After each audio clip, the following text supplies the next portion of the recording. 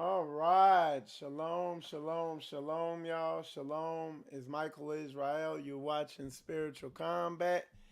And if you can, let me know how the audio is. We are doing the Sirach Bible study. We're doing a verse by verse Bible study through the book of Sirach, Ecclesiasticus. So, um, we left off at chapter 7, and we're going to start on chapter 8. Okay? So, um, like I said, what we're doing is going through it verse by verse. We're reading through each verse, and we'll read through a little bit of it and explain it. Sometimes the verses are uh, they're grouped together with the same meaning. So we'll sometimes we break them down in in together. We group them together in that manner. Okay. So we're gonna read through this thing. We're gonna get rolling. If y'all can, in the comments, just let me know if the audio's good. Let me know if I'm coming through loud and clear. And with that said, man, we're gonna keep things moving. Okay.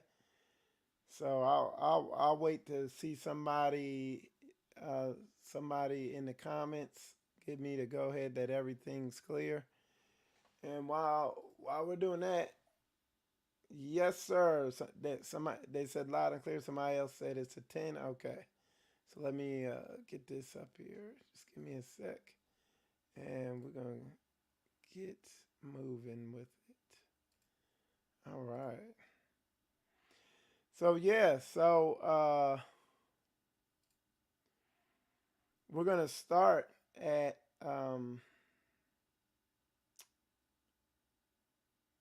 at Sirach, the book of Ecclesiasticus, and it's going to be chapter 8. And it says, strive not with a mighty man, lest thou fall into his hands. Be not at variance with a rich man, lest he overweigh thee. For gold hath destroyed many and perverted the hearts of kings. Okay? It says, strive not with a man that is full of tongue, and heap not wood upon his fire. Jest not with a rude man, lest thy ancestors be disgraced. Reproach not a man that turneth from sin, but remember that we are all worthy of punishment. So, what we're going to do, we're going to group, you know, we're going to look at these first four and just kind of sum up what it's saying. And in a nutshell, what it's saying there is, you know, you don't have to always argue your point. Okay. And I needed to hear that. I'll be honest. Just, with even online right now, there's a lot of drama going on. Um, even, with our assembly, with our ministry, and other uh, social media influencers trying to throw shade. Um, but these scriptures come into play there. You don't always have to justify yourself to people. Um, at the end of the day, and we know this, we know our own righteousness. We know our own heart where we're at. And if you know that and you know you're in line with the word of the Most High and you know you're good to go, it's gonna be what it like. You're gonna shine. Something I say a lot of times, something I put out there a lot is, I tell people, you know, time always tells. Time will tell. You know what I'm saying? Time will. Sometimes I say time will work its perfect work. you know. So all you got to do is stay diligent, stay locked in, and it'll be good to go. You know what I'm saying? Um, so all these kind of tie together in that nature where it's telling you, hey, uh, don't don't go back and forth with a mighty man. You know your place, know where you at. Don't overstep. You see what I'm saying? It also says, um, don't be at odds with a rich man. So don't try to go. So saying don't go up against people who are more powerful, or count count count count the cost. Uh, use wisdom when you're going into battle. You're going into a fight. You know what I'm saying? So this is again, it is written. This is in the book. You know what I'm saying? This is that wisdom. You know, and like I said, as we read through this, man, this book exposes you. You'll know the people who read this book, and you'll know the people who haven't read this book. You know what I'm saying? And you'll see that as you really get into this. And it's like I was shoot, man. I was telling the saints here, man. I was telling the brothers. I was like, look, hey, I was reading through that thing last week on my show, and it was cutting me. Like Sirach is definitely a double-edged sword. There's definitely um, uh, stuff that everybody can learn from this book. Okay, so it's a good one. It's a real one. You know what I'm saying? It ain't no fluff. It's nothing that people gonna really that they're gonna be able to. Sirach is not a book that people gonna be able to twist up and have going one way or another. You know what I'm saying? The book of Sirach is a real book. Okay, there's not a whole lot of wiggle room on this thing. And then on top of that, as you read through this book, it'll just reiterate the same stuff as you go through it and from different angles. Okay, so you're gonna have a hard time not spotting evil. You know what I'm saying? Once you read through this book, just one or two times. You know what I'm saying? Uh, so now we're gonna go to verse 5. Okay, reproach not a man that turneth from sin, but remember that we are all worthy of punishment. So that's having that humility. Before you run out there doing something,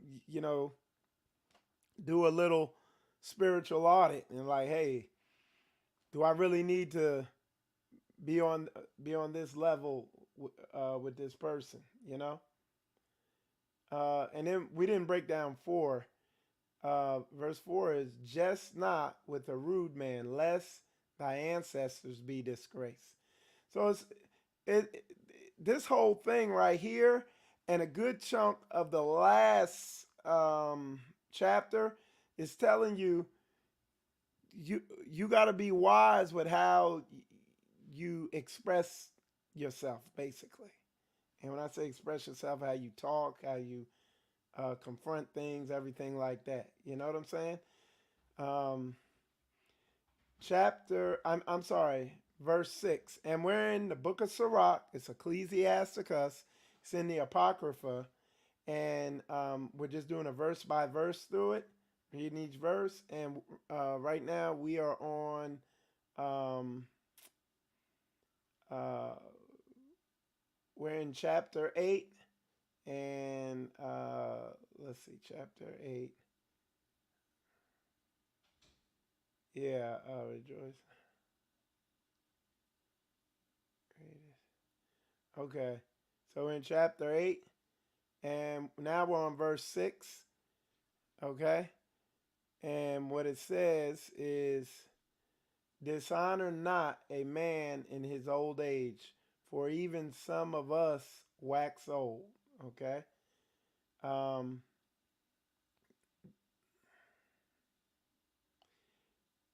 let's.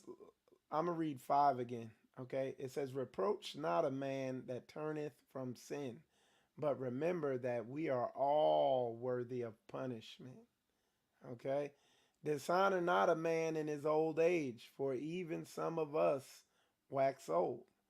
Rejoice not over the greatest enemy being dead, but remember that we die all. Okay?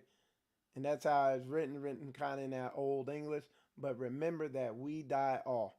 You know, back when I was studying, um, this is back when I was in my 20s, I was studying, and this guy was teaching on, something, important thing a lot of people need to do. Uh, Hold on one sec, y'all. Edit. Y'all give me a sec. I'm going to fix that. Yeah. But what this guy was talking about is an important thing. He was saying a lot of people need to do is that would really humble people down is simply reflect on what it's going to be like when they die. Like, really think about that. All right, hold on one sec. There we go. I was trying to fix something on here. But he was saying, reflect on what it's going to be like, you know, when you die, when you pass away. And, you know, think about your life. Think about the finiteness of it. I've been to a lot of funerals. I'm telling you, man. And, when death is close, you know, it has a completeness that is sobering. That's the best way to put it. It'll get you out of your feelings and out of anything that's got a lot of bullshit in it. It'll get you out of it. You know what I'm saying? So yeah, you know. Let's see. We are so we're gonna continue reading. So that goes right back to that verse I just read where it says, um, rejoice not over the greatest enemy being dead. Okay, over thy greatest enemy being dead, but remember that we die all. What that's gonna do is that's a heavy verse. That's heavy. This this is a heavier verse than a lot of people probably realize because what it's telling you is, you know, and look, this is good for me in this situation because all this right now at this current time that we got people out there, naysayers, making videos full of lies and everything. And it's easy to get caught up in that, and it's easy to get distracted by that. And at the end of the day, in in a long in the long term, uh, if you take a long look at things, stuff like that doesn't matter. You know what I'm saying? It means less than nothing. And why would that be so? How does that make sense? Make that make sense? Because we're here to work our salvation out with fear and trembling. You know, and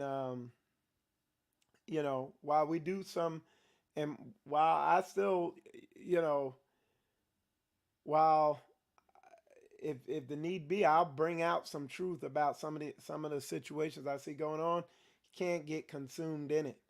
And that even goes back to where it says, um, what did it say? Strive not with a man that's full of tongue. You have people out here, that's all that they just all talk. You have a lot of people, they're full of tongue. They literally have, uh, that's their life. They have perfected the skill of talk and not fruit. And you can get sucked into that. And it's so subtle. You know what I'm saying? And we got to remember what matters. We have to use our time wisely on this earth to work our salvation out with fear and trembling. So it says, rejoice not over thy greatest enemy being dead, but remember that we die all. Despise not the discourse of the wise. So don't despise the discourse, the chance, the opportunity to spend time around wise people who have wisdom. I don't. I do not despise the discourse of the wise. Uh, you know, Sister Corey could probably tell you I stay up late at night listening, studying stuff, listening to wise people, seeking out answers on things, trying to get things rectified, trying to grow and develop. Um, you know what I'm saying? Trying to grow, trying to develop. Um, yeah, I do that. It says, despise not the discourse of the wise, but acquaint thyself with their proverbs. For of them thou shalt learn instruction, and how to serve great men with ease. Okay? And that's something I learned late in life, I would say. Kind of late in life, in my 40s. I'm almost in my 50s now. But I learned in my 40s how to serve great men with ease. How to what? How to humble myself. How to just shut up and humble myself and be able to recognize and acknowledge that someone is greater than me. That they whether it's in this area or just in life or whatever, they're on a higher level than me, and I can just humble down and serve, be obedient to them in whatever capacity that might be. Whether it's at work, working for a boss who might be difficult, I've done this. Or whether it's in ministry, whether it's according to Yah's word, you know what I'm saying? Um, Serving a man that the Most High has put in my life for me to be obedient to. There's something I implement here in Straightway. There's a lot of leaders here, and I follow them, follow the example set forth. And why? Because I didn't listen to their speech much. I looked at their actions and their fruit. Okay, um, and I discerned the fruit that they were bringing forth to be fruit of wisdom, and fruit of righteousness. And you might and let me get the Eurocentric Christianity understanding of fruit off of what you might be thinking. Because when I say fruit, I'm talking about how men respond in certain types of situations. You know what I'm saying? I'm talking about how I'm talking about the fruit you see in men's lives. You know, what are they bringing forth? What do they have around them? What's going on with them? Or you see some and they don't have anything going for. You know, I'm gonna be doing a show soon on fruit because again, that's another thing that has been through this European Christian understanding of things. What fruit means, according to the Eurocentric Christianity, is, according to it, is sugary speech and just kind talk and love and we love and all this stuff and all that crap like that. And them be some of the wickedest people. They they talk smooth speech, but they ain't about nothing. You see what I'm saying? That footwork ain't there. Okay.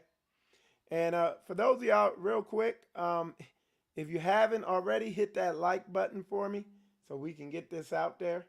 That helps us get it out there. All right. Uh, so let's continue reading. It says,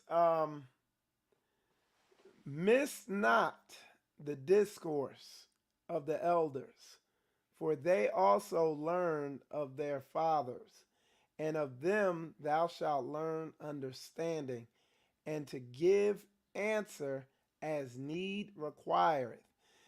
So again, you get around older people, and you'll know when the time is when they begin like having fruitful discourse and wisdom begins coming forth. And if you're young, shut up, don't talk, take it in. It's an opportunity. You, it's a rarity to have that opportunity.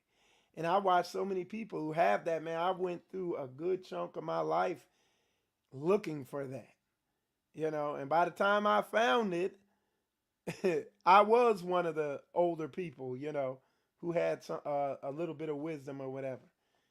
So, because it's crazy, because listen, you get out here, like I'm so removed from the majority of what these heathens do out here in the world.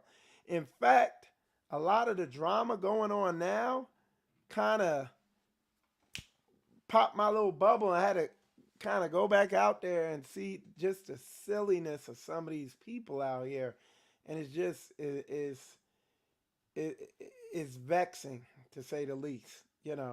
But it's a necessary thing. Sometimes you got to go out there and, you know, go out there and bang on them heathens, and what they're saying sometimes. But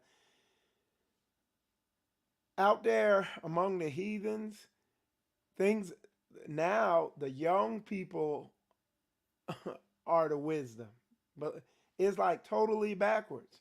And if you're older, you're just discarded as some old dummy. You don't know nothing. I'm on the internet. I know about the internet, blah, blah, blah. That's the way it is now. Okay? We're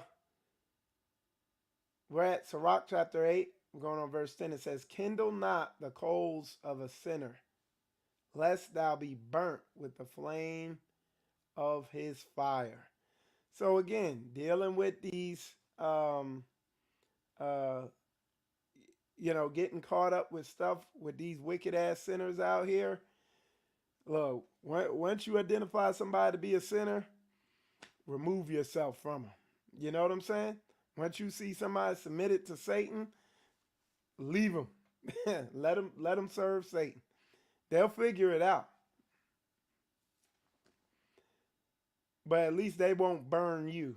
Okay? Verse 11 says, rise not up in anger at the presence of an injurious person, lest he lie in wait to entrap thee in thy words. So that word injurious means causing or likely to cause damage or harm. Okay? So likely or more than likely to cause damage or harm. Rise not up in anger at the presence of an injurious man, lest he lie in wait to entrap thee in thy words. Okay? So, all right. So, like I said, you just have to use wisdom when you engage people and situations. That's not to say, like a lot of people say, as soon, because and women, okay, this makes sense for women, okay, but a lot of men are effeminate, okay.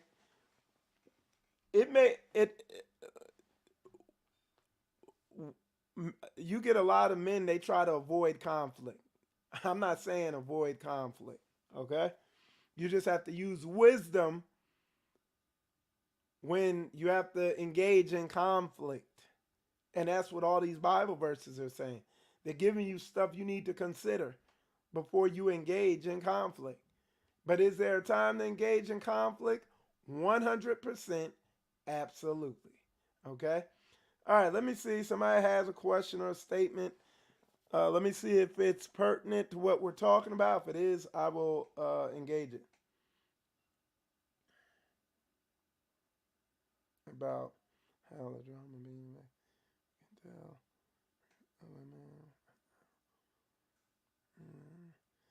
Okay, yeah. You would have to come on. You'd have to come on one of my other live streams. I'd bring you on when I do like a real talk one, but we're doing a Bible study, so I'm just staying on topic, on course with our Bible study. Okay, so lend not in unto him that is mightier than thee, for if thou lendest him, count it but loss. So if you do lend to someone who's mightier than you, just say, you know what, it's theirs. If I get it back, it's good. You know what I'm saying? If I don't, I gave it to him anyway. You know? All right. Be not surety above thy power, for if thou be surety, take care to pay it. Okay? So don't vouch for a loan above what you're able to do it. Okay? So just using wisdom, being prudent, thinking ahead. Okay? Go not to law with a judge, for they will judge for him according to his honor. Okay? So again, it's telling you, don't just recklessly go jump in and go do something. Count the cost, use wisdom. Okay? Travel not by the way with a bold fellow, lest he become grievous unto thee, for he will do according to his own will, and thou shalt perish with him through his folly. Okay? Strive not with the angry man, and go not with him into a solitary place, for blood is as nothing in his sight, and where there is no help, he will overthrow thee. Consult not with a fool, for he cannot keep counsel. So what it's telling you is, you know, when you're dealing with people, you want to discern their character and the type of person they are. You want to use discernment when you're dealing with people. You don't you gotta take care of who you have around you. You see what I'm saying? Um, yeah. Do not secret things before a stranger, for thou knowest not what he will bring forth. Okay? Again, using wisdom. The first part of this chapter was telling you to use wisdom on how you deal with stuff. The second half of this chapter has been telling you, now look at the people around you and categorize how they deal with stuff, and be careful of who you're around. You see what I'm saying? Just showing you how to use wisdom, moving through situations. Open not thine heart to every man, lest he requite thee with a shrewd turn. Okay? And requite, let's see.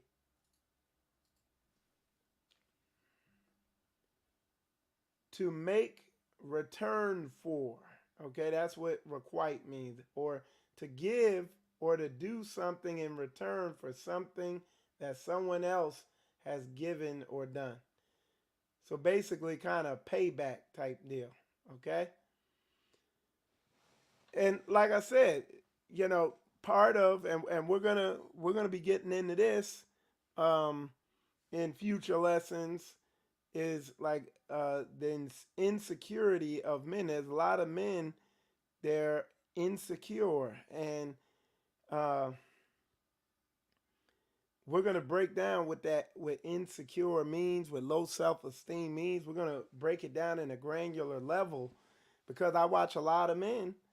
They operate in insecurity. You got a lot of men, man. They've come up, and because they came up, maybe some of them came up in dysfunctional families and stuff has happened to them, or whatever it is.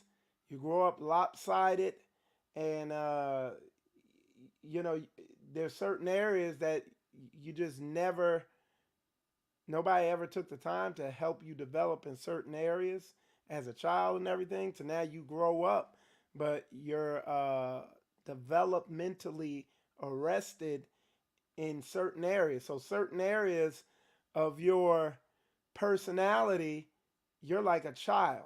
You function and operate like a child in those areas. And these are areas that need to be brought to attention has to be brought to them, and you know, you gotta put that work in so you could be a whole man. You know what I'm saying? All right, let's keep it moving. Let's see, we got that. So that is the end of chapter 8. Okay. Now we're gonna go to Sirach chapter 9. Okay. All right. So we're going to the next. Boom. All right. So we are on Sirach chapter 9.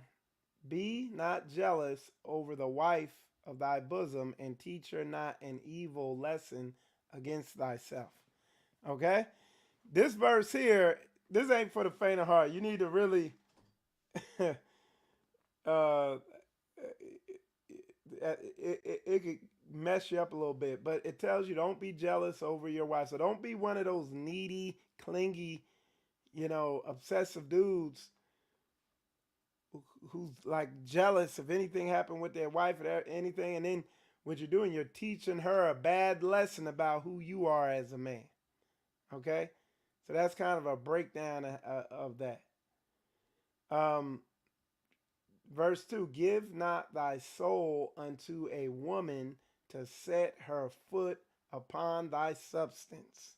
Okay, this this verse right here, this is gonna be part of that lesson we're gonna do later on, where you know the, with insecure men who lack self identity, they lack uh, a they lack a foundation, a masculine foundation.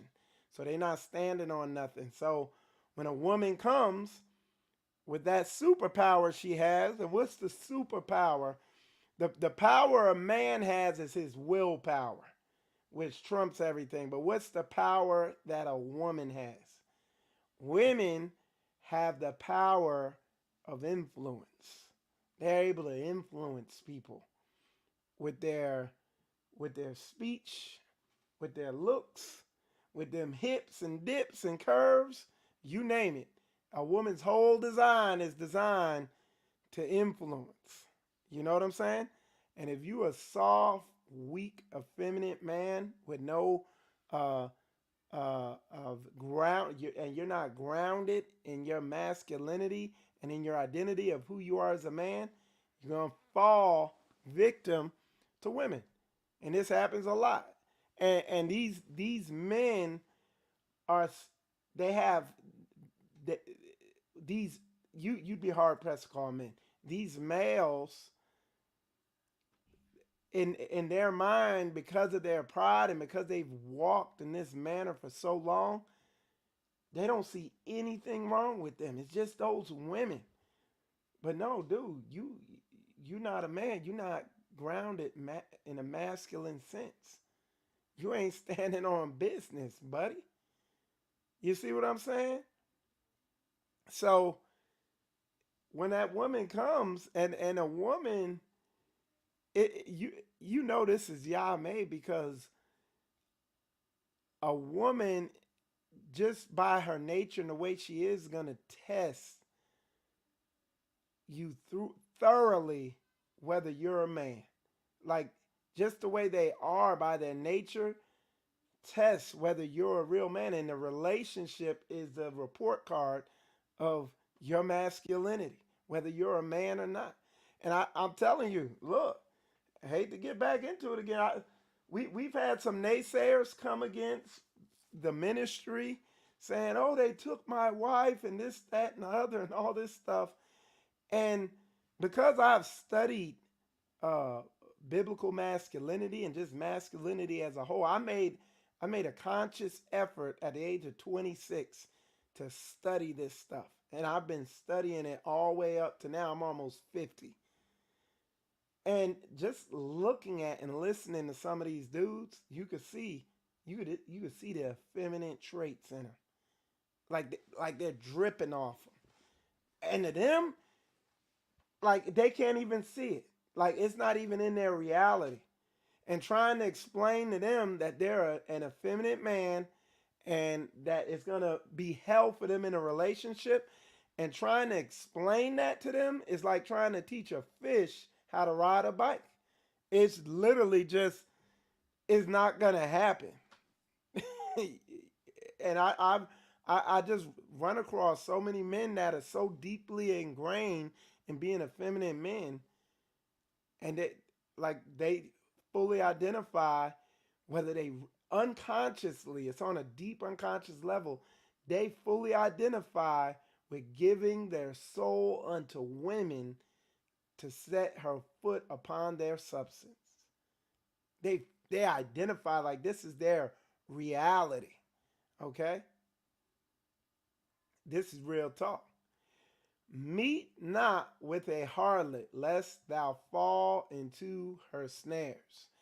And hey, look, again, I've been all over the so-called Hebrew Israelite community. And yes, I've met the Hebrews out there. They believe, hey, you could get a hooker, it ain't a sin. And technically, you really want to buckle it all the way down, it's not. And they be out there, I'm telling you, there are groups out there, I ain't even going to name them. There's one camp in particular, they say, hey, you could get harlots. You know what I'm saying? You go out there and get a hooker. It's not a sin. But here it is in Sirach, a granular breakdown of the law, statutes, and commandments, and it says, meet not with a harlot, lest thou fall into her snares. Use not, we're going to verse 4 now. Use not much the company of a woman that is a singer, lest thou be taken with her attempts. Okay? And let's see. And what it says in a more broken down version is, don't keep company with female musicians. They will trick you. Hey, I met back in the day, back before I came to Truth, all that. I talked to, now we ain't getting no relationship, nothing like that, but there was a woman who was a singer that, I could feel her power. Because I already said a woman's superpower is her power of influence, where she could convince people of stuff and influence you in ways that she might want. And you throw that in with like a woman who could sing and perform, boy, forget about it. She turned the average jelly back dude in a putty. She'd turn that dude into a puddle on the floor. Okay? Y'all, that's 100. You know what I'm saying? All right. Give not on a maid that thou fall not by those things that are precious in her. Oh, I'm sorry, I read that wrong. Gaze not on a maid that thou fall not by those things that are precious in her. Okay? So again, this is going back to what I'm telling you men about a woman's power of influence. Like them curves and them hips and them dips and them lips. Nah, I'm just like, but you see what I'm saying? You got to use wisdom, y'all. It's like I'm telling you, man. I know how. Hey, I could look at a woman and appreciate her beauty, and then I could keep looking, and you'll get sucked into that. It's powerful, man. It's a powerful thing. It says, "Give not thy soul unto harlots, that thou lose not thine inheritance." And you see this all the time. You look in the NBA. You can look at all these athletes, how they fall victim to these women. They were talking about how they brief these NBA players to, you know, after they done, making out these women, they tell them to take the condom, and they tell them to flush it down the toilet themselves.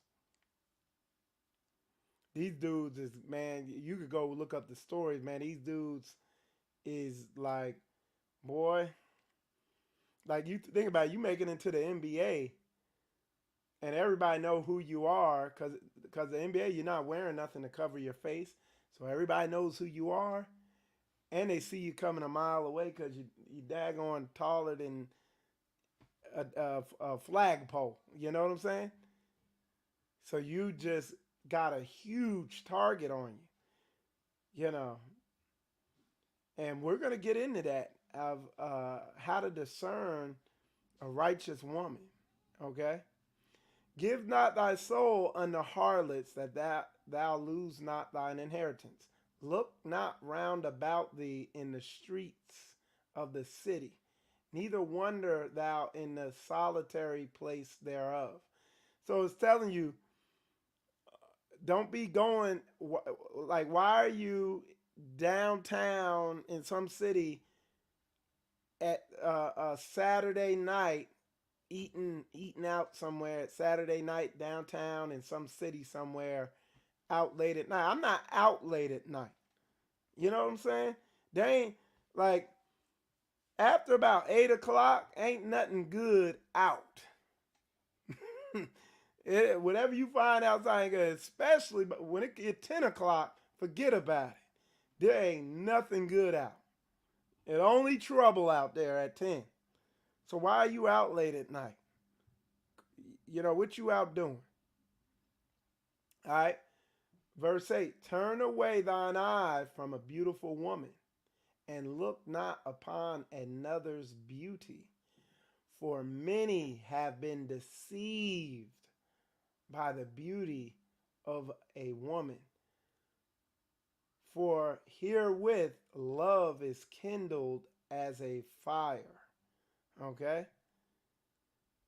Let's read in the other version. Let's see, because now sometimes they'll try to water this stuff down. Let's see what they do on this. When you see a good-looking woman, look the other way. Don't let your mind dwell on the beauty of any woman who is not your wife. Many men have been led astray by a woman's beauty. It kindles passion as if it were fire. And a better word was it kindles lust. Because if you keep looking at a woman, you look at a woman too long, you'll become full of lust. You'll be lusting after her. Okay? And we will, again, we're going to be doing a show, we're going to be doing a series on a real talk series. I did one a while back. It's high time to do another one. And we're going to do a series. It's going to be on lust. It's going to be on pornography.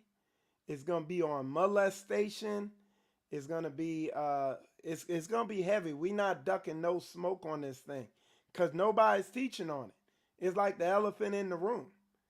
And it's like you begin talking to brothers and sisters out there, and you find people are wrestling with either all of them or some of them. You know what I mean?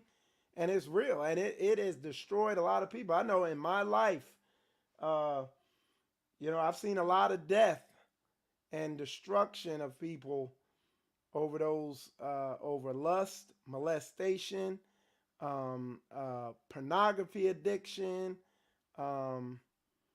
What else? masturbation, all that real stuff. Them big elephants in the room.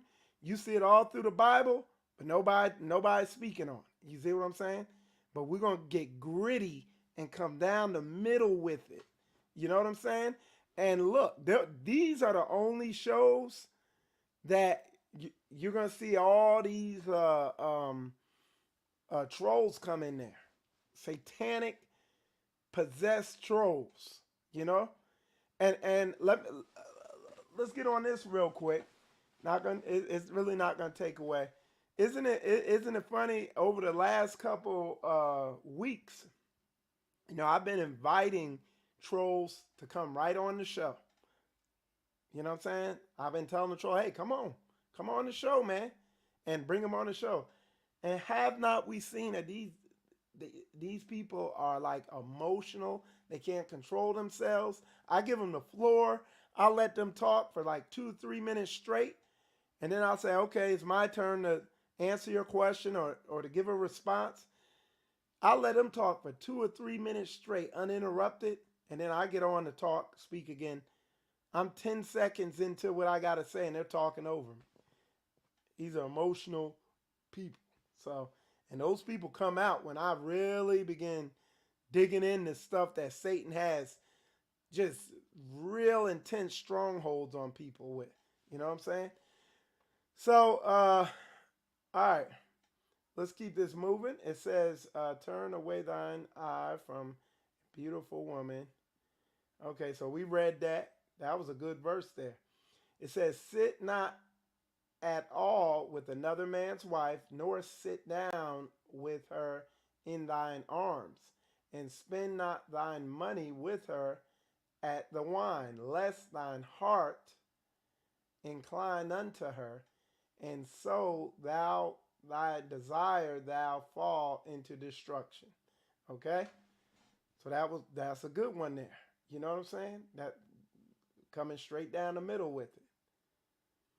And again, grouping all these verses together is what it's saying is this: you gotta use wisdom with, and it's particularly warning you with women, because again, that their superpower is influence. And for them to influence you, all you have to do is give them some of your attention, and that's enough. If you're a weak, soft dude, if you're feminine and emotional and all that stuff, if you that type of dude, they will grab you in with their power of influence. And an evil woman knows how to use that like a weapon, okay? To her own destruction too. Y'all put a 100 up in there if I'm making sense, if you get what I'm saying. All right?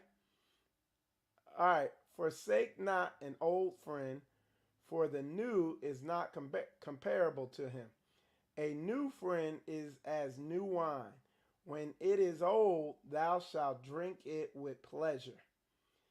Envy not the glory of a sinner, for thou knowest not what shall be his end. So let's hit all that, because that was two different things.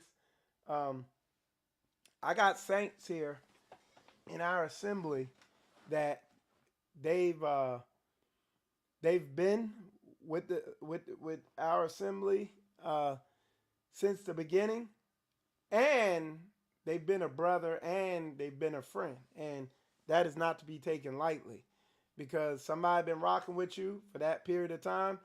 You could guarantee with a high degree of certainty they're gonna rock with you all the more. You know what I'm saying? So, and again, it's book, okay? Envy not the glory of a sinner. So if you see somebody who's in wickedness and they're doing good and it's all great, you're like, man, like I remember back in the day, I'm like, man, look at this rapper, whatever particular rapper it be. Like those rappers that I used to watch when I was young, like when I was 19, when I was 16 and stuff. And my mother be like telling me, hey, that's not righteous what they're doing. And I'm like, but Ma, they getting women, They got cars. They get money. But this Bible verse comes in because them same rappers that I used to look up to back in the day, man, they put a show out and they were talking about how many of them rappers are, they were talking about how many of them rappers are up there driving Ubers and just ain't got two pennies to rub. A lot of them done died off. They just were broker than broke could be.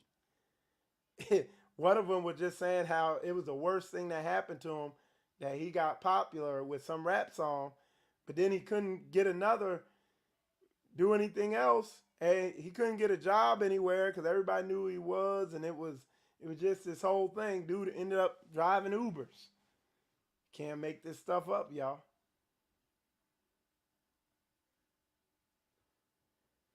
Okay, it says, delight not in the thing that the ungodly have pleasure in. Okay? But remember, they shall not go unpunished unto their grave. Y'all, is what I just said. Hey, look, the Most High moves slow. The Most High moves slow. Okay? He moves slower than I want. Like, I'd be like, come on, y'all. Like, hit that dude with a boat, please. But he know. He teaching me patience.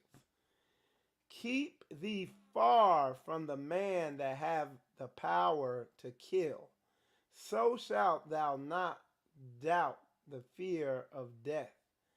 And if thou come unto him, make no fault, lest he take away thy life presently. This is what I tell people who like to go back and forth with police officers and argue with them and try to do all these tricks with police officers and stuff. Okay, that man has a power to kill you. Okay, you get pulled over by a police officer, comply with what he's asking you to do. You know what I'm saying? And if thou come unto him, look, you see what it's saying? Is what I just told you about y'all when y'all come around these police officers. It says, and if thou come unto him, make no fault, lest he take away thy life presently. And I taught that on one of my shows years ago. And this dude came in the show I did after that, and he said, man, after I watched your show, Mike, a police officer pulled him over in his neighborhood. He was walking in his neighborhood, came up to him, and he said he remembered what I had told him in that show. He didn't argue with that police officer. That dude could have killed him. You don't know. But this is Bible. And when I watch a lot of those police shootings that happen out there, it's like almost 99% of the time the dude's trying to argue back with the cop. And mind you, the cops be wicked as hell and wrong. Don't get it twisted. Don't think because trust me, I've had my fair share of run-ins with them. I used to race out in the street, race cars and stuff, and do all types of other dumb stuff. But I always knew, don't go back and forth with them. Don't get in your feelings, get in your body, and get all emotional and effeminate and start, again, what did we read in the chapter before this about who to engage with and how to engage with people? Okay? It says, remember that thou goest in the midst of snares, and that thou walkest upon the battlements of the city. So remember, you going out into a wicked area where it's set up. You going out in the midst of snares. These cops are traps set up to enslave you in prison. The whole system and and don't come on here getting emotional because you're a police officer or you're a correction officer or you work in the legal system. I'm not talking about you. I'm talking about the system. The system is an oppressive system designed to keep slavery going. It's just slavery rebranded. It's called law enforcement. Okay? Just like the school system is the public school system educating you to be a good slave. And just like the military is Babylon's wicked ass army designed to conquer the world and is wicked and it's satanic. And I was in it. So I'm not in my feelings about it. It's just facts. And people got to wake up and recognize what's going on and stop trying to be a part of their enemy's nation. The word says, gather yourselves, O nation not desired. You're a nation that is not desired. And look at we're treated in this country. You can't tell that you're a nation not desired. Come on, y'all. Let's keep this thing 100. All right? So it says, as near as thou canst guess at thy neighbor. Let's see. Okay.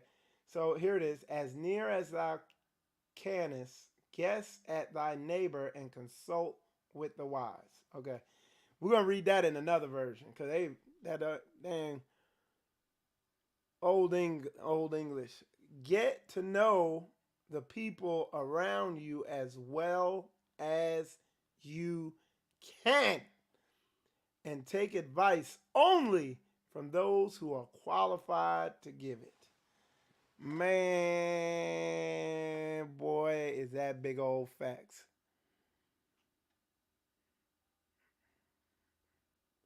Okay? That's big old facts. Hey, bless you, Deacon Dave. Deacon Dave's in there. Deacon Dave said, if your paperwork don't match up with your speech, then yes, they will abuse your rights. They will. And that's not, you know, I like there is a way, you know, you could deal with these police if you know, if you understand the law. If you understand law, because a lot of us are lawless. A lot of Israel is just they for years they function in lawlessness. So when laws implemented, they don't know nothing. But when you understand law, and then you understand their laws, you can deal with them. You could actually, it's like being Neo in the Matrix. But that's when you're walking in a high level of righteousness and obedience. Deacon Dave and Elder Kabir up there, that's how they function. They literally like Neo in the Matrix when it comes to the legal system out there, because they get it. And they testing it out too. I'm letting them test it, but they know. I'm telling you, they know how to. They are like Neo in the Matrix with this thing. All right, all right. So it says that was a heavy verse there that I read, man. And you see why some of this stuff you gotta break it down in another version. You could get a much more juicier meaning from it. As near as thou canst, go as thy neighbor and consult with the wise. Let thy talk be with the wise, and all thy communication in the law of the Most High. Listen, I like that verse there. I get that. That's so deeply ingrained. I get that on an emotional level. Like my emotions have been converted over to that verse that I just read right there, where it says, let thy talk be with the wise and all thy communication in the law of the Most High. Like when I get around a person, they want to talk about sports and all this other stuff. And I'm not saying I don't talk about sports. We talk about sports or some fight that happened or whatever, you know. But eventually it always comes back to the Most High. And that's what the brothers I got here in our assembly. It always come back to the Most High. You know what I'm saying? It always comes back to his word and his life we're living, and about meaningful things. So that's big facts right there.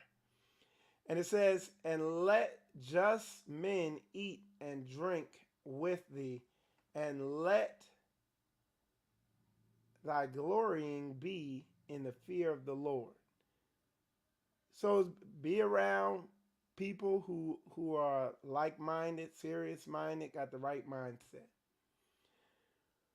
For the hand of the artificer, the work shall be commended, and the wise ruler of the people for his speech. Okay? So we're going to break this down. First thing I'm going to do is define that word, artificer. Okay? So we're going to get that. And the definition is, the meaning of artificer is a skilled or artistic worker or craftsman. How to use art. So that's the definition of it. Okay. So for the hand of the skilled or crafted worker shall be commended, and the wise ruler of the people for his speech. Okay. So let's read it in another version. Maybe we'll get a deeper understanding. A skilled worker is admired for the things he makes, and a leader's wisdom is proved by his words. And again, I'm gonna say this: like this situation we got going on again, because a lot of y'all gonna be watching probably years from now. Y'all might not be aware of the whole situation. It's just a little YouTube spat where people are saying lies about our assembly. And what we're doing is confronting them on it.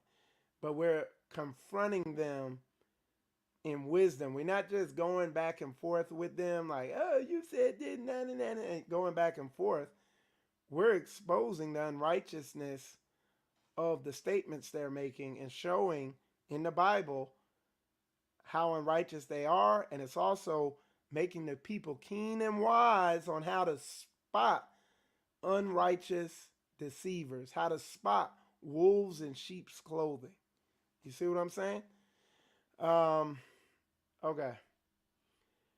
A man of an ill tongue is dangerous in his city, and he that is rash in his talk shall be hated. Okay? A man of an ill tongue is dangerous in his city, and he that is rash in his talk shall be hated. Okay? So it says here, someone who speaks rashly and recklessly is feared and hated by everyone in town. Okay? So that one is self-explanatory, and then I read it in a more expanded translation. That was a Good News translation. All right. If any of y'all got any questions, comments, concerns, you can go ahead and put them in there now. We're gonna be wrapping this one up soon, and I will be coming back on here a little later. Well, probably right after this with a different show. But it says somebody said, well, you could come on the next one. Somebody asked, I'd like to come on, Michael. I know what you mean about how the drama being vexing. You can tell the fruits of a man by how humble that man is, and if that man represents the character of Christ. Sure thing. Yeah, now again, what I have to do, okay, when I go through this, some people, when they hear what I just read, you hear it through a Eurocentric Christian lens. That's how you see it. You see it through a Eurocentric Christian lens. Because when somebody says man has to represent the character of Christ, you see what I'm saying? Immediately you hear, oh, sugar plums and gumdrops and pretty flowers, you know, and that's what you got to speak in a high voice and very softly, never put any bass in your voice, and use nice words and make people smile and feel good. And that is in the character of Christ. That's a you're that is being seen and heard through a Eurocentric filter, manipulative Eurocentric filter. You know what I'm saying? Because when you get in that book and you read about how Christ was, he said, I perceive thou art an austere man. Let's see what austere means. Okay? And let me see if I can spell it first.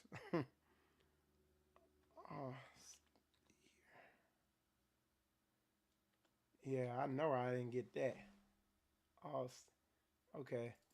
Let me see if this might work. Hold on. Austere.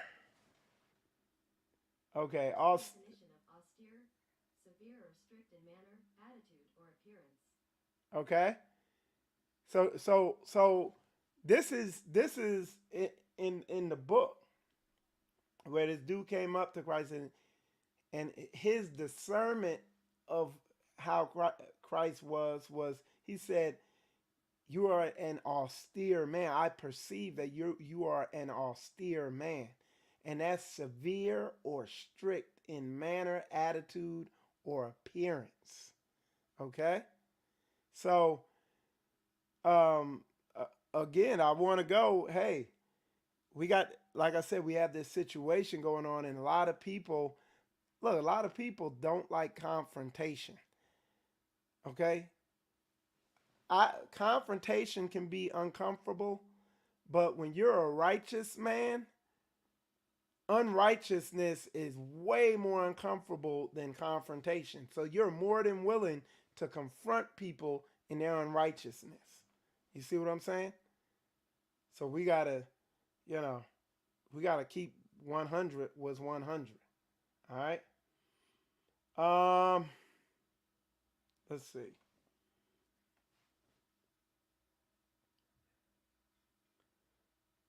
So yeah, but yeah.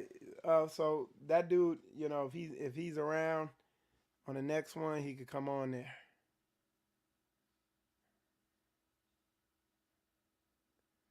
Okay.